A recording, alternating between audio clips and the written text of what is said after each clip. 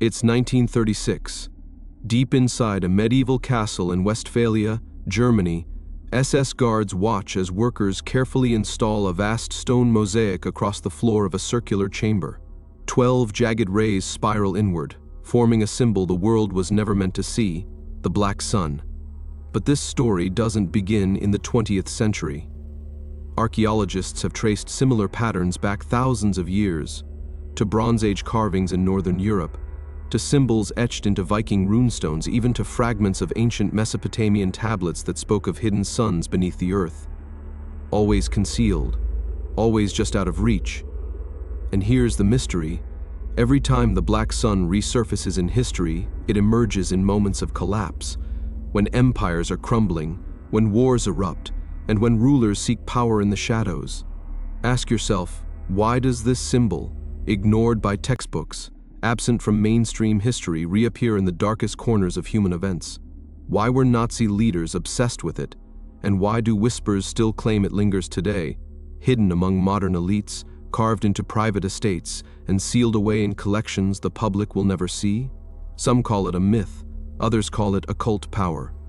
Officially, it doesn't exist. But here's where the story turns darker.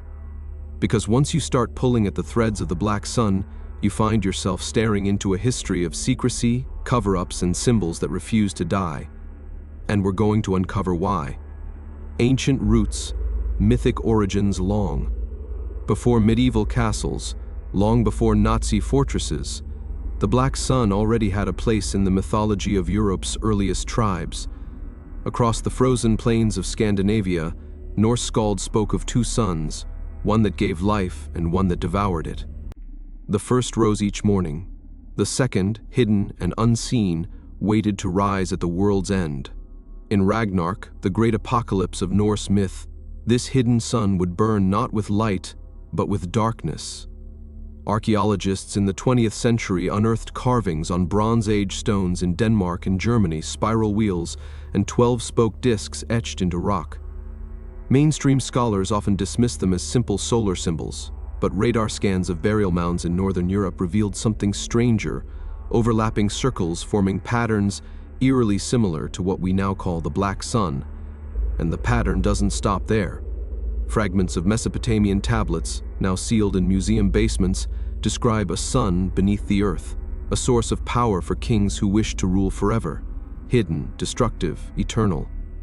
Ask yourself, were these cultures separated by time and distance, or were they all pointing to the same forbidden truth? Even in the Middle Ages, whispers of the symbol never vanished. Monastic orders carved circular mosaics into cloister floors, designs that the church later ordered removed. And yet, in a handful of remote castles in Austria and Germany, fragments still survive.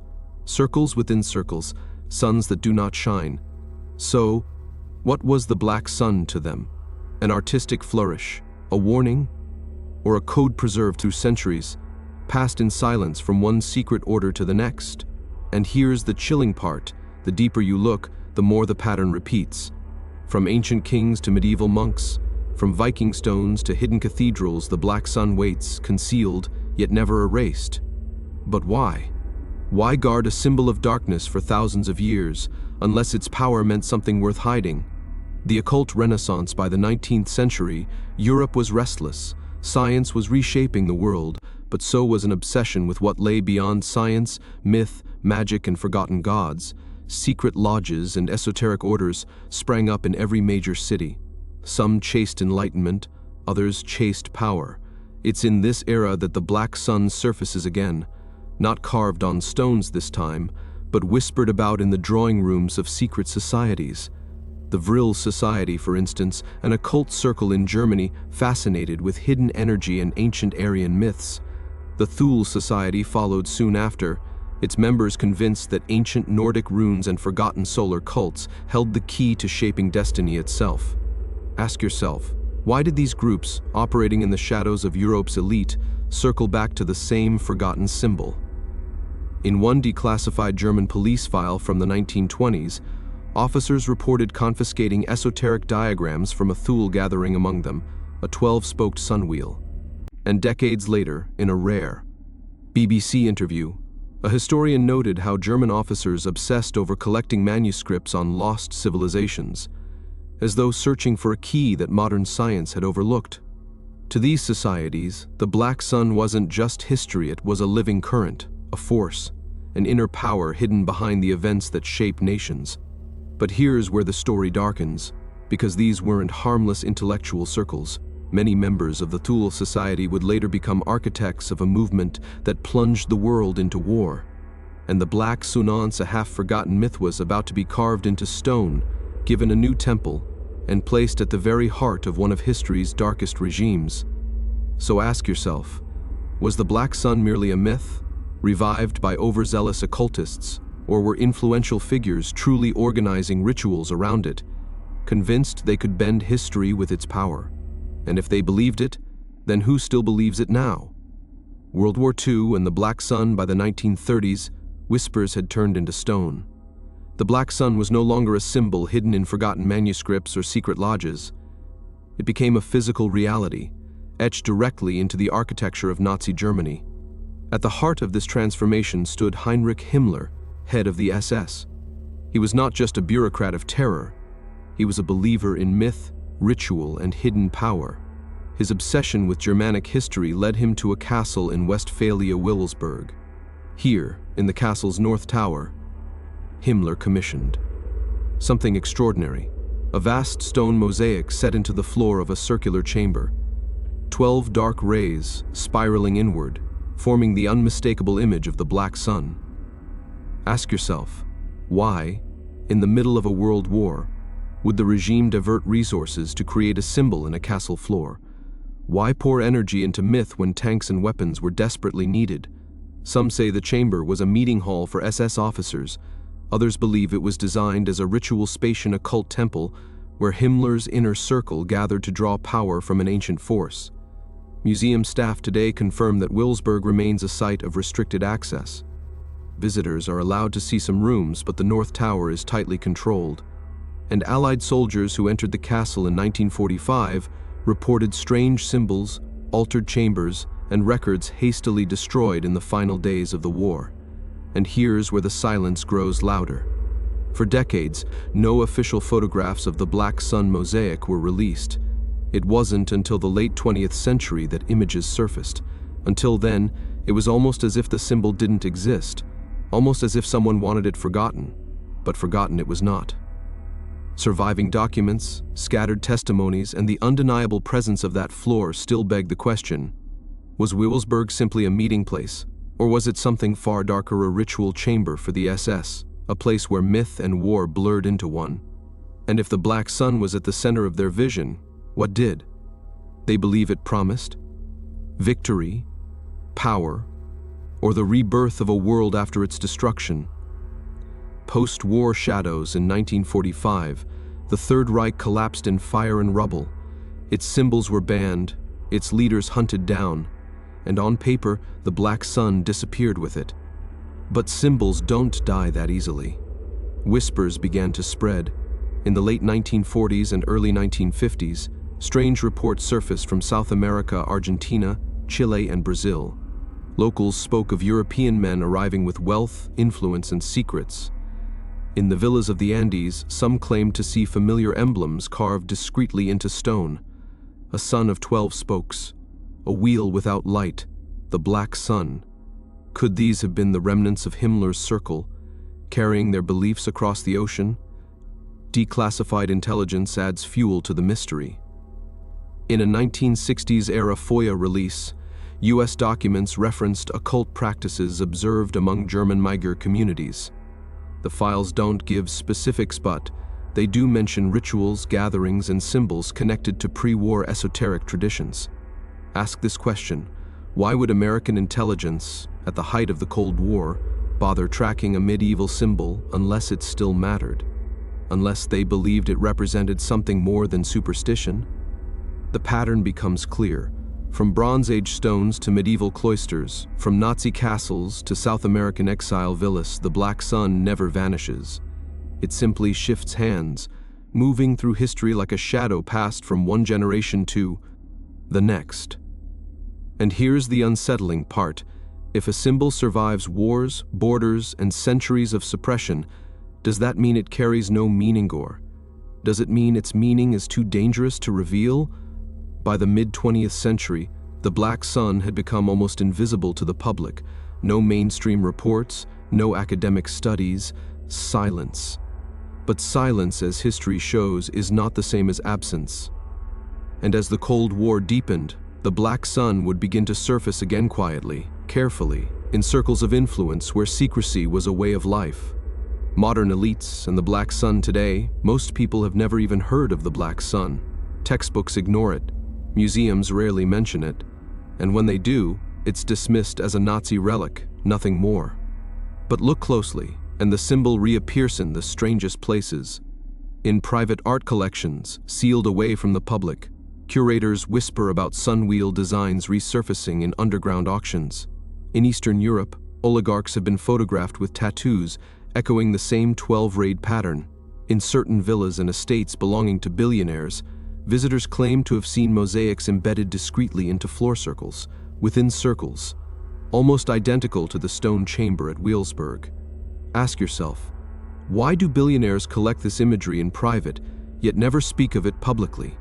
Journalists investigating these claims have stumbled on fragments, a leaked architectural plan of a Cold War-era bunker beneath Switzerland allegedly revealed a chamber patterned with concentric sunwheels. A museum staffer in Vienna reported artifacts going missing, stone carvings with spiral suns, removed from archives and never returned. And radar scans of sealed medieval crypts in Austria show circular patterns beneath the earth that remain unexplained to this day.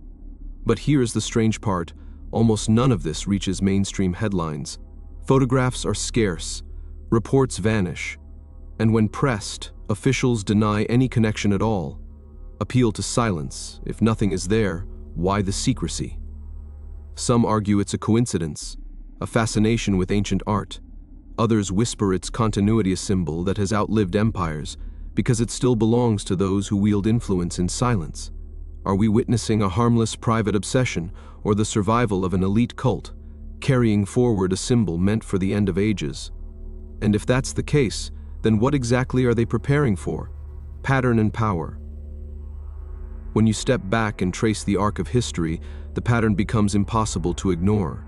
From ancient carvings on Nordic stones to whispered mosaics in medieval cloisters to the occult lodges of 19th century Europe to the SS chambers of Wellsberg and finally to Cold War exile networks and today's private estates, the black sun has never truly vanished.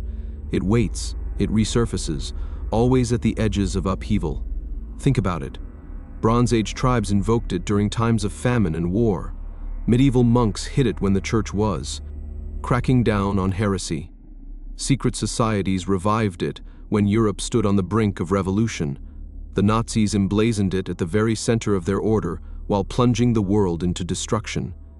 And now, in an age of collapsing trust, global crises, and whispers of looming catastrophe, it flickers again in the shadows of the powerful. Every time the world tilts toward chaos, the black sun rises again. Ask yourself, does that sound like a coincidence or a code of power, passed from hand to hand, generation to generation? Because here's the unsettling reality, the black sun is never linked to peace, never linked to stability. Instead, it's tied to violence, secrecy, and survival. The kind of survival that comes not from protecting the world as it is, but from reshaping it after it falls apart. It is an escalation ladder hidden in plain sight. A marker that, behind the public stage of politics and war, some groups may be preparing for collapse and planning for what comes after. So the question isn't just why the black sun keeps returning. The question is this: what does its return today tell us about the future that's being prepared behind closed doors? And if history is any guide, that future won't begin in light. It will begin in fire and shadow. The eschatological question at its core, the black sun has always been about more than power. It carries a darker promiscuous cycle of death and rebirth. A sun that doesn't give light, but consumes it. A force that doesn't preserve, but destroys so that something new can rise in its place. Ask yourself, what if that's the real message behind the symbol? Not victory in battle, not wealth or conquest, but rebirth through destruction. Look closely, and you see the pattern. Every time the black sun appears, the world stands on the edge of collapse. Ancient kings invoked it during famine. Secret societies turned to it during Europe's age of revolution. The Nazis clung to it while gambling on total war. And now, in our century, it surfaces quietly among the powerful etched into stone, sealed in collections, whispered about in places the public cannot reach. No official government has ever acknowledged it. No mainstream institution has ever explained it. And yet, the sightings keep mounting. The silence is deafening. So what does that tell us? That this is just superstition, dressed up in mystery? Or that the black sun is a kind of code, a signal that collapse is coming, and that those who know are already preparing to rebuild from the ashes? Because here's the chilling possibility. Maybe the elites who keep this symbol close aren't looking to prevent chaos. Maybe they're waiting for it. If the black sun is a marker of endings, then we must ask, whose age is ending? Ours. And if it is also a marker of new beginnings, then who is preparing to rule the world that rises after the flames? The black sun doesn't answer those questions. It only asks them across time, across empires, across the ruins of history. And if its shadow falls across our world again, then the story of what comes next has already begun.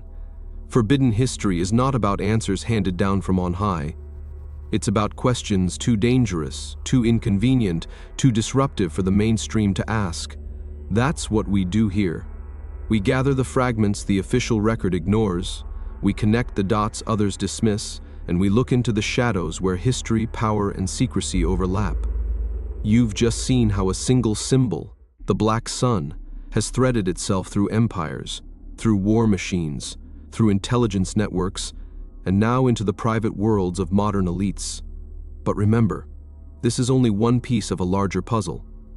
Ask yourself, if one ancient emblem can survive collapse after collapse hidden in plain sight, what else is still out there? What other fragments of the past are quietly guiding the future? So stay curious, stay skeptical, and stay ready for the next investigation, because the black sun is not the only shadow that's returned. Because if one ancient symbol can survive empires, wars, and centuries of silence, what else is still hiding in plain sight?